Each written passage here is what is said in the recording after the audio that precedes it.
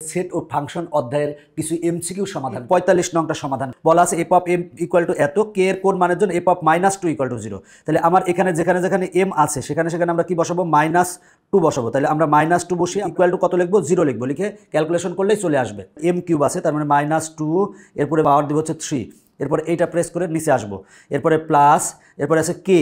আমরা কে এর পরিবর্তে এক্স ব্যবহার করবো সবসময়। আলফা এই যে এক্স আছে এখানে এক্স ব্যবহার করলাম, এরপরে আমরা ব্র্যাকেট দিয়ে এম এর পরিবর্তে আমরা কত বসাবো -2 বসাবো, -2 এরপরে স্কোয়ার আছে স্কোয়ার দিলাম, এরপরে দেখো আছে -4, এরপরে এম আছে এম এর পরিবর্তে আমরা -2 ব্যবহার করলাম, এরপরে আছে কত -8 বসালাম, এরপর ইকুয়াল কত লিখবো এই যে 0 লিখবো। তাহলে ইকুয়াল আমরা কোথা থেকে আসবে এই যে আলফা দিয়ে এই যে ইকুয়াল, এরপর আমরা শিফট চাপার পরে এই যে ক্যাল চাপ দেবো। বলা আছে সলভ ফর এক্স, আমরা সমান চাপ দেবো। এই যে দেখো আমার কথা আছে এই যে এক্স এর মান এটা হচ্ছে 2 অ্যান্সার। দেখো তুমি যদি আগের অঙ্ক পারো তাহলে এই যে এই অঙ্কগুলা এগুলা সব একই রকমের।